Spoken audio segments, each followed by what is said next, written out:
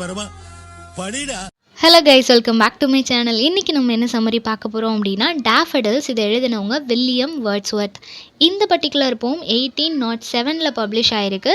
இது ஒரு கலெக்ஷனில் தான் பப்ளிஷ் பண்ணியிருக்கிறாங்க. போம்ஸ் இன் 2 வால்யூம்ஸ் அப்படின்னு சொல்லப்படுற ஒரு கலெக்ஷனில் பப்ளிஷ் பண்ணியிருக்கிறாங்க. இதோட ஃபர்ஸ்ட் லைனை வந்து நம்ம டைட்டிலாக எடுத்துக்கலாம். ஆரல்ஸ் டேஃபடில் அப்படின்றதும் இதோட டைட்டிலாக இருக்குது. ஓகேவா? இந்த போம் எழுதுறதுக்கான ஒரு பேக்ரவுண்ட் ஸ்டோரி, எதுக்காக இந்த போம் எழுதியிருக்கிறாங்க அப்படின்னா, வேர்ட்ஸ்வொர்த் அண்ட் அவங்களோட சிஸ்டர் டோரத்தி 2 பேரும் சேர்ந்து ஒரு நாள் அவங்களோட ஃப்ரெண்டை மீட் பண்ணிவிட்டு ரிட்டன் வராங்க.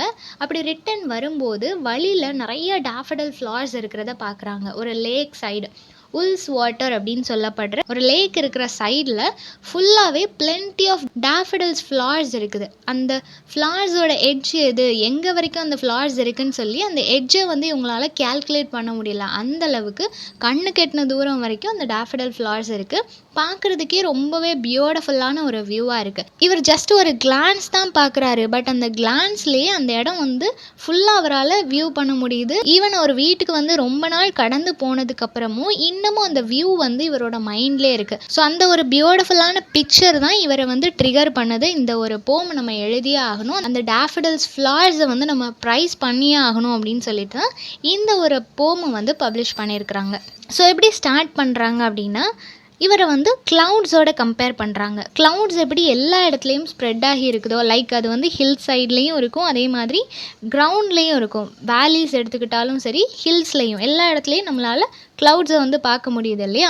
ஸோ அந்த மாதிரி க்ளவுட்ஸ் எப்படி எல்லா இடத்துலையும் ஸ்ப்ரெட் ஆகி இருக்குதோ, எல்லா இடத்துக்கும் மூவ் ஆகுதோ, அதே மாதிரி தான் நானும் லோன்லியாக நிறைய இடங்களில் அலைஞ்சிட்டு இருந்தேன். அப்படி நான் நடந்துட்டு இருக்கும்போது சடனாக ஒரு க்ரௌடை பார்த்த மாதிரி எனக்கு ஒரு feel.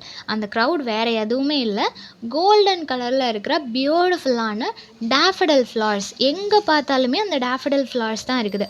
Side of the lakh இருக்கு இல்லையா, அதோட சைடில் தான் அந்த டேஃபடில் ஃப்ளார்ஸ் வந்துட்டு அப்படியே மொத்தமாக இருக்குது. அந்த ஃப்ளார்ஸ்க்கு பக்கத்தில் நிறைய ட்ரீஸும் இருக்குது. அந்த ட்ரீஸ்க்கு கீழே அதே மாதிரி லேக் பக்கத்தில் ரொம்பவே பியூட்டிஃபுல்லான golden colour daffodil flowers, plenty of flowers இருக்குது. அந்த ஒரு ஃப்ளார்ஸ் வந்து ஒரு ஜென்டில் ப்ரீஸ், ஒரு விண்ட் வரும்போது அதனால் ஒரு சின்ன ஷேக் இருக்குது. அது பார்க்குறதுக்கு அந்த ஃப்ளார்ஸ் எல்லாம் டான்ஸ் பண்ணுற மாதிரி, ஹெட் எல்லாம் அப்படி ஷேக் பண்ணுற மாதிரி இவருக்கு தெரியுது. ஸோ அந்தளவுக்கு பியூட்டிஃபுல்லான ஒரு டான்ஸ் வந்து விண்ட் ப்ளோ ஆகும்போது அந்த ஃப்ளார்ஸோட மூமெண்ட் பார்க்குறதுக்கு டான்ஸ் ஆடுற மாதிரி இருக்குது அப்படின்னு சொல்கிறாரு. நெக்ஸ்ட் என்ன சொல்கிறாரு அப்படின்னா, சன்லைட் இருக்குது இல்லையா, அது ஒரு மார்னிங் டைம் அப்படின்றனால சன்லைட் ஹெவியாக இருக்கும்போது அந்த எல்லோ கலர் ஃப்ளார் மேலே சன்லைட் படும்போது அது எல்லாமே ஷைன் ஆகுது, லைக் ஸ்டார்ஸ் மாதிரி. ஸ்டார்ஸ் எப்படி அந்த மில்கி வே அப்படின்னு சொல்லும்போது மொத்தமாக எல்லா ஸ்டார்ஸும் இருக்கிறதால நம்ம மில்கி வேன்னு சொல்லுவோம். அந்த மில்கி வேல ஸ்டார்ஸ் எந்த அளவுக்கு பியூட்டிஃபுல்லாக ஷைன் ஆகுமோ, ஸ்பார்க் ஆகுமோ, அதே மாதிரி இந்த ஃப்ளார்ஸுமே அந்த சன்லைட்டில் ரொம்பவே பியூட்டிஃபுல்லாக ஷைன் ஆகுது அப்படின்னு சொல்கிறாங்க. தென் அந்த ஃப்ளார்ஸோட ரோவை நம்ம கவுண்ட் பண்ணோம், இல்லை அதை வந்து எட்ஜ் எங்கே இருக்குன்னு சொல்லி ஃபைண்ட் பண்ண ட்ரை பண்ணோன்னா நம்மளால் ஃபைண்ட் பண்ணவே முடியாது. ஏன்னா அந்த ஒரு எண்டு வந்து ஒரு லேக்கோட மார்ஜின் லைன் மாதிரி அப்படியே ஸ்ட்ரெயிட்டாக எண்ட்லெஸ் லைன் மாதிரி இருக்குது. நம்மளால் அதோட எண்டிங் பாயிண்ட் எதுன்றதை கேல்குலேட் பண்ண முடியல. ஸோ ஒரு லேக்கோட மார்ஜின் எப்படி இருக்குமோ அதே மாதிரி இந்த ஃப்ளார்ஸுமே எண்ட்லெஸ் நம்பர்ஸில் அது இருக்குது அப்படின்னு சொல்கிறாங்க. தென் என்ன சொல்கிறாரு அப்படின்னா, இவர் ஒரு டைம் தான் ஒரு கிளான்ஸ், ஜஸ்ட்டு நம்ம போகும்போது சைட்லலாம் பார்ப்போம் இல்லையா, அந்த மாதிரி வேடிக்கை பார்க்குற மாதிரி தான் இவர் ஒன்ஸ் ஒரு கிளான்ஸ் பார்த்துருக்கிறாரு. பட் அந்த கிளான்ஸ் பார்த்ததுலேயே நான் 10,000 ஃப்ளார்ஸ் பார்த்துட்டேன் அப்படின்னு சொல்கிறாரு. ஏன்னா அவ்வளோ நெருக்கமாக எல்லாமே மொத்தமாக ஒரு சைடில் இருக்கும்போது ஃபுல்லாகவே அது வந்து எல்லோ கலரில் கவர் ஆகிருக்குது. ஸோ நான் ஒன்ஸ் ஒரு கிளான்ஸ் பார்க்கும்போதே 10,000 ஃப்ளார்ஸை பார்த்துட்டேன்.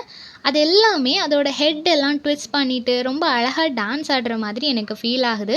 அதை பார்க்குறதுக்கே ரொம்ப ஹாப்பியாக இருக்குது. அந்த ஃப்ளார்ஸுமே ஹாப்பியாக டான்ஸ் பண்ணுற மாதிரி இருக்குது அப்படின்னு சொல்கிறாங்க. தென் இந்த ஃப்ளார்ஸ் ஒரு பக்கம் டான்ஸ் பண்ணிகிட்டு இருக்கும்போது இன்னொரு சைடு அங்கே இருக்கிற ரிவர்ஸ், அந்த வேவ்ஸ் எல்லாம் ஒன் பை ஒன் அந்த வேவ்ஸ் க்ரியேட் ஆகும்போது அந்த சன்லைட்டில் வாட்டரில் ஒரு ஸ்பார்க்கிள் மாதிரி நம்மளுக்கு தெரியும் இல்லையா, ஷைன் ஆகிற மாதிரி தெரியும் இல்லையா, அந்த மாதிரி ஒரு ஸ்பார்க்லிங் மாதிரி தெரியுது. அது பார்க்கும்போதே தெரியுது அந்த வாட்டரும் ரொம்ப ஹாப்பினஸோடு தான் அந்த ஒரு ஸ்பார்க்லிங் எல்லாம் க்ரியேட் பண்ணுது, வேவ்ஸ் எல்லாம் க்ரியேட் பண்ணுது. ஸோ அதுவுமே டான்ஸ் ஆடுது அப்படின்றது தெரியுது. இருந்தாலும் கம்பேரிட்டிவ்லி அந்த வேவ்ஸோட டான்ஸை விட இந்த டேஃபடில்ஸோட டான்ஸ் தான் ரொம்பவே பியூட்டிஃபுல்லாக இருக்குது அப்படின்னு சொல்லி மென்ஷன் பண்ணியிருக்கிறாரு.